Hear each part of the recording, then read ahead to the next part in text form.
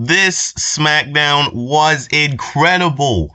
It started out kind of, whatever, with Solo standing out there and talking about Roman Reigns, and he said he wants Roman Reigns to surrender by the end of the night, which, I mean, it doesn't really make any sense. But anyway, he said he wanted Roman Reigns to come out there at the end of the night and surrender. He made that statement, and then he left. Then a little bit later on, the OG Bloodline was in the back of the locker room, and they were talking about, we still need a fifth member. And then they were like, oh, what about Cody Rhodes? Roman was like, no.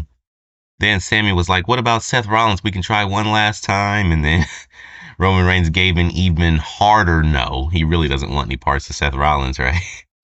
And then Roman was eventually like, maybe we can just do 4-on-5, which is a bit, like, come on, like this is War Games. We need that fifth member, but we know that we're gonna get that fifth member anyway because we know wrestling history. But you still get my point for the storyline. It's like, come on, Roman, like I don't think you've tried hard enough. But yes, he in so many words said that he just wants to go just 4-on-5 at this point. Then at the end of the night, the OG Bloodline and the new Bloodline were standing across from each other, and then Solo was again talking about this surrender idea, which again doesn't make any sense.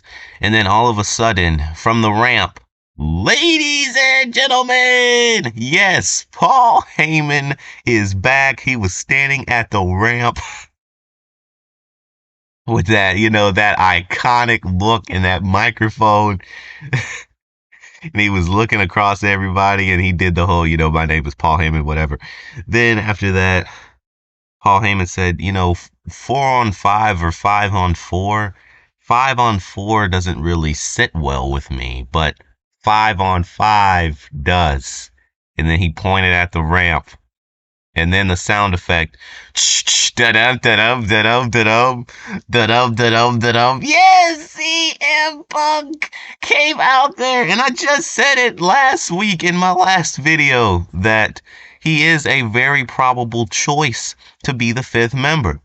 He came running down the ramp. He slid in the ring. And then it was an all-out brawl. It was, again, one of those brawls that you really get invested in. Every move you could think of, the super kicks and the Superman punch, they pretty much cleared out the new Bloodline. They kind of couldn't handle Bronson Reed for a second. But then the Usos and Sami Zayn handled more than half the members by diving over the top rope. And then Punk and Roman kind of like worked together, though I don't think it was really on purpose. It just kind of happened that way. A spear and a GTS combo at the same time. Then Roman Reigns was kind of looking up at CM Punk.